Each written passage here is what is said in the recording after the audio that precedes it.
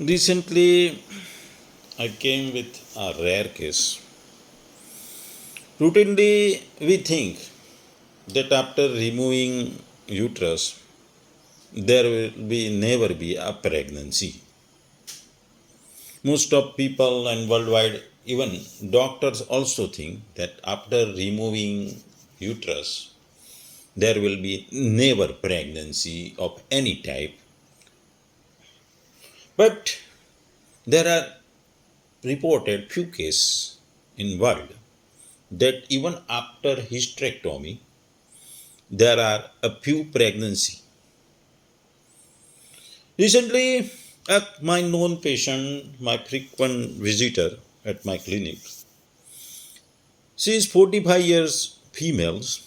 She has a pain in abdomen, more in right lower abdomen, and she has a history of frequent stone, renal colic, and she has been operated for hysterectomy a 4 year back. She has a severe pain. She got pain at Saturday night. She took medicine from nearby doctors. Sunday is off, so she doesn't visited my clinic. But on Monday, she came with severe pain. I also suspecting a stone, a ureteric stone or renal stone. So I started his total abdomen examinations. I have seen his gallbladders, kidneys, pancreas, liver, and spleen. I noted two, three small renal stone in both kidney, but no hydronephrosis, no hydroureter. She pointing that she has got severe pain in right lower abdomen. I put a probe in lower abdomen. I noted something unusual. I see a ureteric, no ureteric stone, but a ovarian small cyst. Near ovarian cyst, there is a sac-like structure with a fetal bone in it. There is free fluid in the cul-de-sac and in pelvis.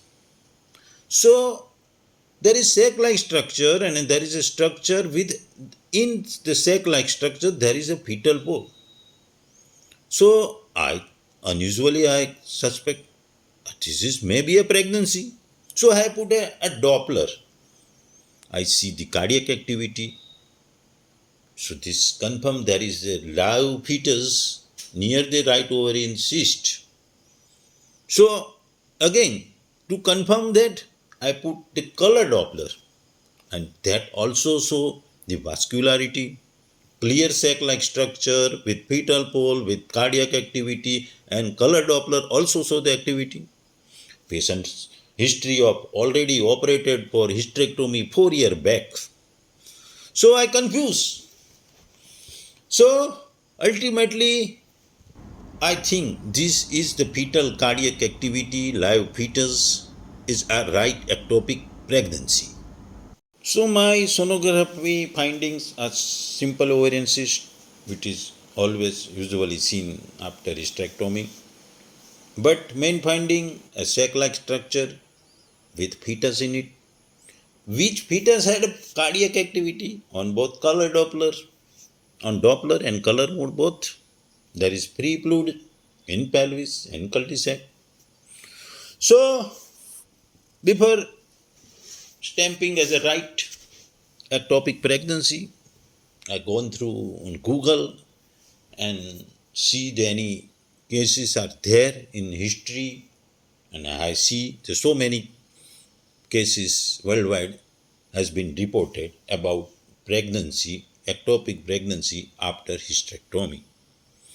So I stamped it as a right ectopic pregnancy and immediately talked to the doctors and asking him to do the UPT and beta HCG. They have done beta HCG and UPT. UPT is positive, beta HCG more than 20,000. So it confirmed there is a pregnancy, and that was the live pregnancy. and they referred to the specialist hospital. Patient immediately referred to our hospital. There they have done laparoscopy. On laparoscopy, they found the right ectopic pregnancy in right fallopian tube. So they removed that ectopic pregnancy and fallopian tube both together. And ultimately, the findings of sonography was confirmed that this is a right ectopic pregnancy. Now let's discuss more about post-hysterectomy ectopic pregnancy. There are 70 to 75 cases reported worldwide since 1895. Extremely rare complication of hysterectomy. Increasing number of cases reported in recent year may occur both in supracervical, subtotal or total hysterectomy. There are two type of classification: early presentation and late presentation. Early in 7 month post surgery, pregnancy already present at time of surgery, unrecognized gestation during hysterectomy, and this is a most common scenario.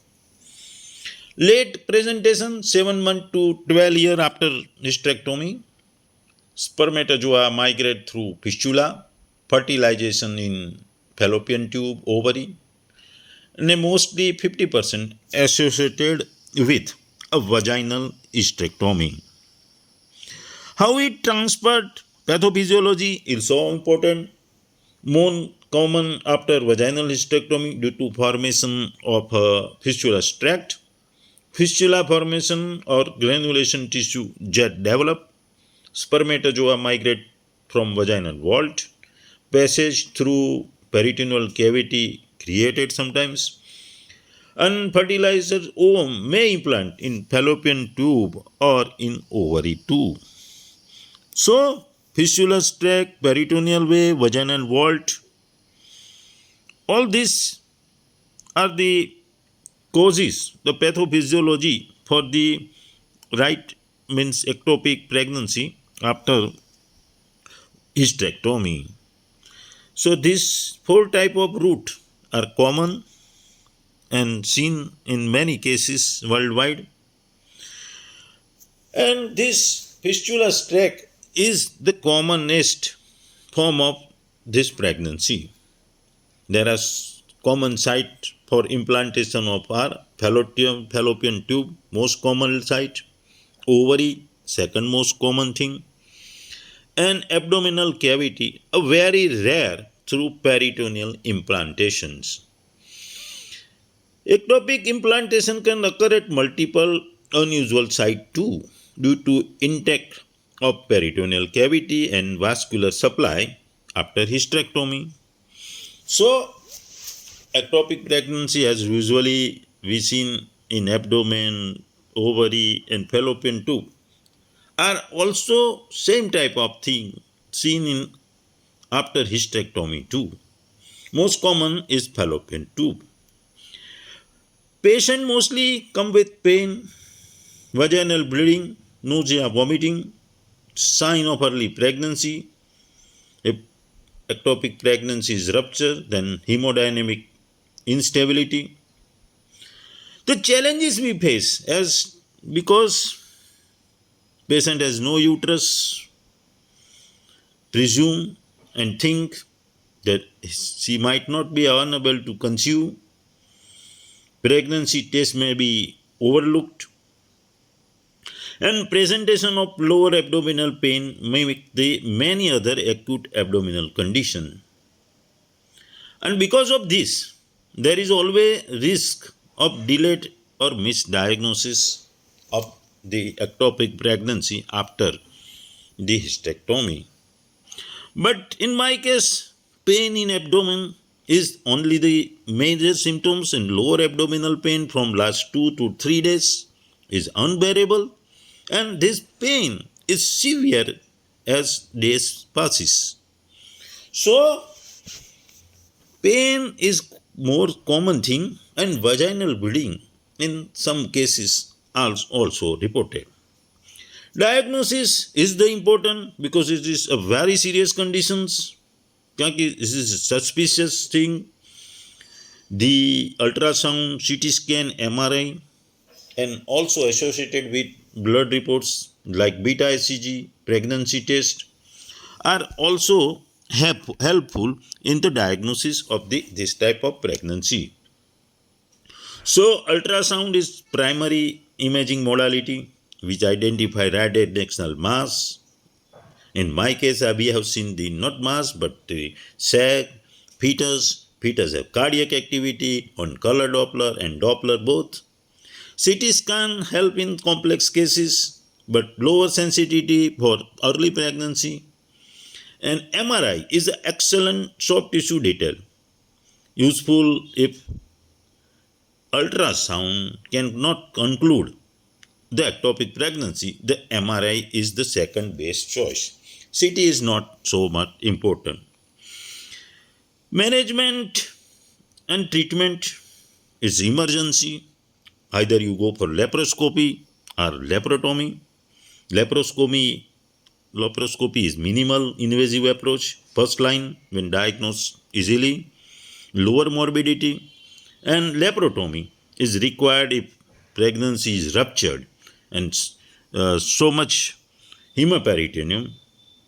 Laparotomy allows better visualizations and is emergency approach for tertiary centers where the laparoscopy facility are not available. That time laparotomy mostly done.